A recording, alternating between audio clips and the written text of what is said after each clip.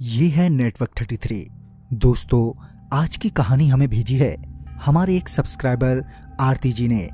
तो सबसे पहले आरती जी, आपका बहुत बहुत धन्यवाद अपनी इस सच्ची घटना को हमारे साथ शेयर करने के लिए। दोस्तों, आपको बता दें, वैसे तो आरती जी ने ये कहानी हमारे ही दूसरे यूट्यूब चैनल इंडार्क पर पोस्ट की थी, मगर हमें ये कहानी इतनी पसंद आई कि हम इस कहानी को आज नेटवर्क 33 पर पब्लिश कर रहे हैं। तो चलिए बढ़ते हैं आरती जी की कहानी की ओर। एक ट्रेन अपने निर्धारित समय से काफी देरी से चल रही थी। कारण था सर्दियों के मौसम में धुंध का अधिक होना। ऊपर से रात का वक्त ट्रेन में मौजूद आरती के नाना जी, जो कि उस ट्रेन के लोको पायलट थे, कि उन्हें एक बार फिर ट्रेन को रोकने का सिग्नल मिला।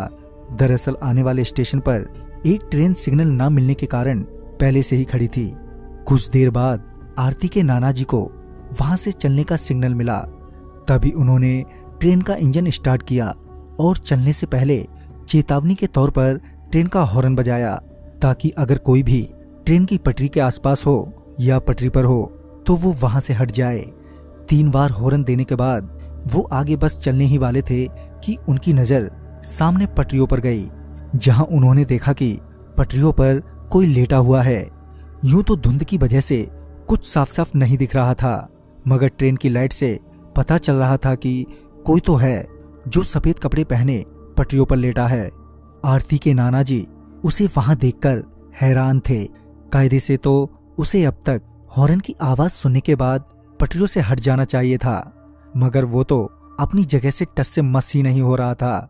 आरती के नाना जी ने ट्रेन के विंडो से उसे आवाज देते हुए कहा, अरे भाई, हॉर्न की आवाज सुनाई नहीं दे रही क्या? चलो अब हट भी जाओ पटरियों से। मगर उनके कई बार कहने के बावजूद भी वो वहीं ज्यों का त्यों ही पड़ा रहा। अब आरती के नाना जी को गुस्सा आने लगा था। वो मन ही मन सोच रहे थे कि कैसा आदमी है ये, इतनी तेज हॉर्न की आवाज से भी इसे कुछ फर्क नहीं पड़ा। वो ये सोचते हुए ट्रेन से नीचे उतरे और वो उसकी ओर बढ़े। जब आरती के नाना जी उसके करीब पहुंचे तो उन्हें पता चला कि वो एक 15 से 16 साल तक का लड़का है। आरती के नाना जी ने फिर से उस लड़के से कहा, तुम्हें मेरी ही ट्रेन मिली है मरने के लिए? ये बोलते हुए आरती के नाना जी आगे बढ़ ही रहे थे कि वो लड़का एकदम से खड़ा हो गया। उस लड़के को खड़ा होता देख आरती के नाना जी भी एकदम से रुक गए। आरती के नाना जी अभी उस पर चिल्ला ही रहे थे कि वो लड़का अजीब सी चाल में उनकी ओर बढ़ने लगा। पहले तो वो लड़का अपनी मुंडी झुकाए हुए आरती के नाना जी की ओर बढ़ रहा था। जब वो आरती के नाना जी के करीब पहुंचा तो उसने अपनी मुंडी ऊपर की तो उसकी नजर सबसे पहले आरती के नाना जी के गर्दन पर गई। वो लड़का आरती के नाना जी की गर्दन की ओर घूर ही रहा था कि तभी ट्रेन में मौजूद आरती के नाना जी के सहकर्मियों की चिल्लाने की आवाज उन्हें सुनाई दी।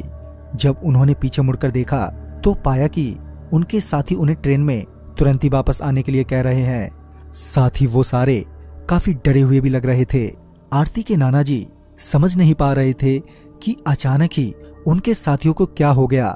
उन्होंने अपने साथियों को जवाब देते हुए कहा, हाँ हाँ आता हूं, पहले इस लड़के से तो निपट लूं। यह कहकर वो वापस सामने की ओर मुड़े तो वो लड़का उनसे काफी दूर खड़ा था और उन्हें घूर रहा था। आरती के नाना जी का गुस्सा अभी शांत नहीं हुआ था, मगर पहले ही उन्हें काफी देर हो चुकी थी और वो अब और देर नहीं कर सकते थे। लिहाजन वो वापस ट्रेन के इंजन में पहुंचे, जहां उनके साथियों ने उनसे कहा कि तुम अभी अभी मरने से बचे हो। वो कोई लड़का नहीं था, तुमने शायद उसके पैरों को ध्यान से नहीं देखा। उस लड़के के पैर उल्टे थे। अपने साथियों की बात सुनने के बाद वो एकदम से सदमे में आ गए। तभी उन्होंने मामले की गंभीरता को समझते हुए तुरंत ही ट्रेन स्टार्ट की और वो वहां से निकल गए। मगर रास्ते भर उनके मन में एक ही ख्याल आ रहा था कि वो तो मुझे कुछ भी कर सकता था। तभी उन्हें ध्यान आया कि वो लड़का उनकी गर्दन की तरफ देख रहा था। फिर जब उन्होंने अपनी गर्दन पर हाथ फेरा तो उन्होंने पाया कि उन्होंने अपने गले में बजरंगबली का एक लॉकेट पहना हुआ है। तभी उन्हें एहसास हुआ कि शायद उनकी जान बजरंगबली की वजह से बच गई। तो दोस्तों, इस कहानी में बस इतना ही। अगर आपके पास भी आरती जी की तरह ऐसी कहानियां हैं तो हमारे साथ शेयर करना ना भूलें। तो मैं आपका दोस्त राजकुमार जल्द ही मिलूंगा। शायद आप ही की भेजी हुई एक नई कहानी के साथ। तो तब तक के लिए बाय एंड टेक केयर।